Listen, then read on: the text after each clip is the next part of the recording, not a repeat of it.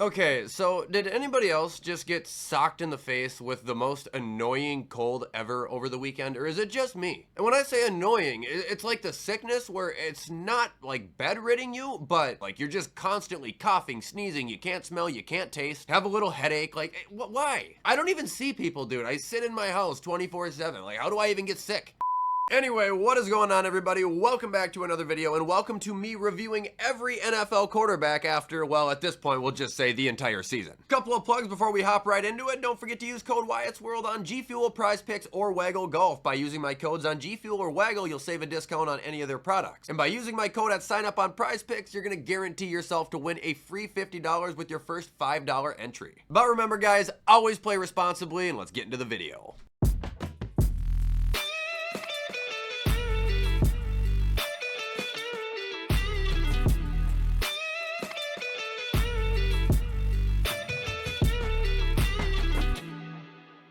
Okay, folks, so here we are at today's list, and as always, going through the categories for now. At the top, we've got the GOATs. Under that, we've got the quarterbacks who were above average. In the middle, we've got the quarterbacks who are fine/mid/average, because I don't know the terminology nowadays. Below that, we've got the quarterbacks who are not ideal, and then at the bottom, we've got the quarterbacks who are none other than absolute ass.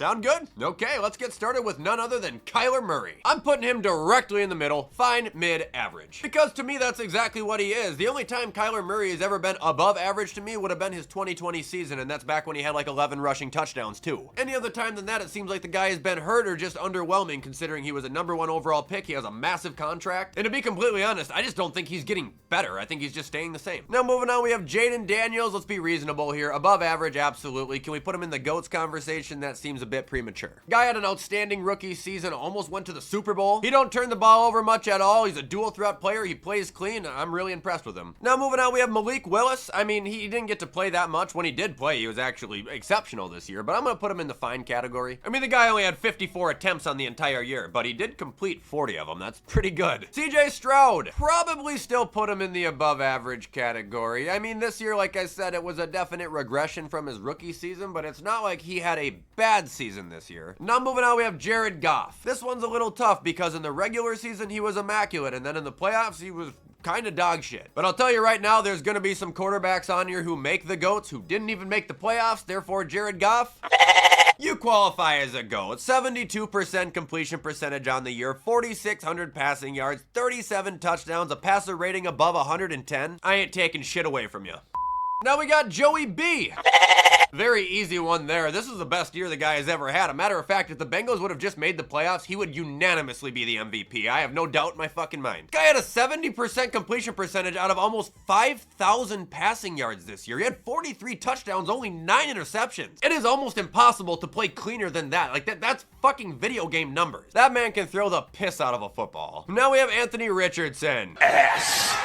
Not only is he absolute ass, but he is approaching status of one of the worst quarterbacks I've ever seen. He's a freak of nature. He is also horribly inaccurate, horribly indecisive, makes dumbass decisions constantly, cannot stay healthy, checks himself out of a ball game. Like, he is a damn mess. Now moving on, we have T-Law. You guys know I'm a T-Law guy. Usually I'd say he's fine or above average, but if we're going off of just this year, I gotta be honest, he was not ideal. He wasn't the worst quarterback in the league by any means, but he was not very good. Unfortunately, if he doesn't take a big step up next year, it's going to be a lot like Kyler Murray, where I'm just going to assume he'll never reach his full potential. Now we got Will Levis. Not ideal, but hear me out, he's not absolute ass. He had an ass start, but he had some decent games at the end of the season, man. He wasn't that terrible. He was still inaccurate as shit, but aside from his game versus the Bengals, like, I think he was starting to turn it around. Caleb Williams, he's fine. For a rookie going into Chicago, who ended up firing their damn head coach halfway through the season, for being on a team that went on a 9 or 10 game losing streak this year, I think he played pretty damn good. The guy doesn't turn the ball over much at all, and unlike pretty much every other previous Bears quarterback since Smoking Jay, this guy can actually throw the damn ball too.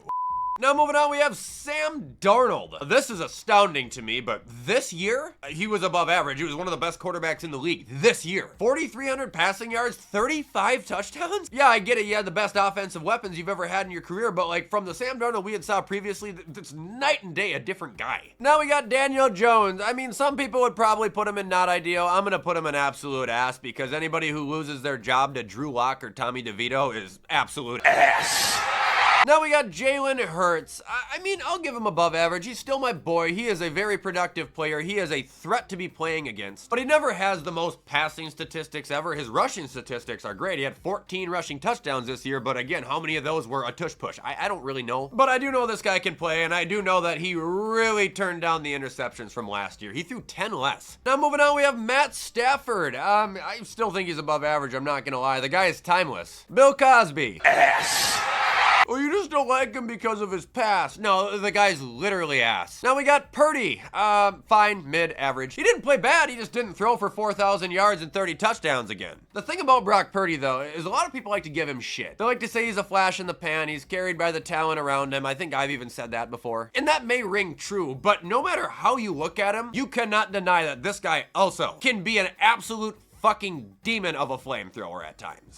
Now we've got Dak Prescott. I hate doing this to him, but I gotta put him in not ideal if I did it to Trevor, man. Before he got hurt, he just wasn't playing that well. He had like 2 pretty decent games, but he also played 8, if I'm not mistaken. Now we got Cooper Rush. Okay, hear me out. I'm gonna put him in not ideal because I don't think he's a starting quarterback, but when it comes to being a backup, probably one of the better ones in the league, dude. He can play. Now, I won't lie, this year he wasn't very accurate, but he also wasn't placing the ball in harm's way constantly either. Now we got Geno Smith, who apparently has just seen the worst thing he's ever seen in his life. He's fine. Not as good as he was the first year in Seattle, you know, when he wasn't supposed to be anything and ended up throwing up 30 touchdowns. But the guy is still playing at a professional level. Now we got Kirk Cousins, and stop. He's not absolute ass. He's not ideal this year, that definitely for sure, but he's not ass. Guy had 2 games where he had 4 touchdowns in a game. One of those games he had 500 fucking passing yards. Like, let's stop acting like he was worthless this year. Now we got Derek Carr. Honestly, fine. He wasn't that bad this year at all. Got hurt, missed some time, but he started off really good, then kind of simmered down, and then he heated back up, and then the injury happened. Now moving on, we have Justin Herbert.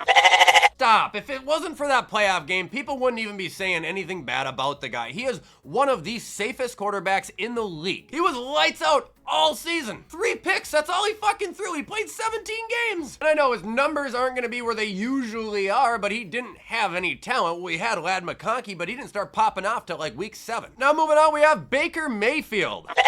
After this year, are you going to tell me he wasn't one of the best quarterbacks in the league? Because you're wrong. And don't even hit me with the he led the league in interceptions notion. I'm fairly fucking certain when Matt Stafford won the Super Bowl, he led the league in interceptions, and everybody was glazing him. Baker's a little careless with the ball, but he still threw up 41 touchdowns, 4,500 yards, 71% completion percentage. Handful of picks less, he has the same damn year as Joe Burrow almost. Justin Fields. He was fine, and he probably should have been the starter the rest of the year. I know he's not the best and most consistent passer, but rushing as a quarterback, he's one of the best in the league at it. Now we got Josh Allen.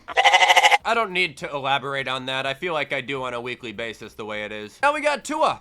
He's fine as long as it's, you know, above 70 degrees and the team you're playing is below 500. Otherwise, he's pretty ass. Aaron Rodgers. Fine. He didn't play bad. He's not what he used to be. He doesn't make the same throws he used to make. Not all of them anyway. And you cannot even remotely tell me I'm off when I tell you that the guy just looks ancient at this point. He looks old. Now we got Bo Nix. Above average as much as people are going to hate to see it. He had a really good rookie year. For 1, the guy's an underrated rusher. For 2, he can be pretty fucking clutch in the red zone. And for 3, the guy threw 29 touchdowns to essentially trash cans outside of Cortland Sutton. Like, what's there to say bad? Now we got Mahomes.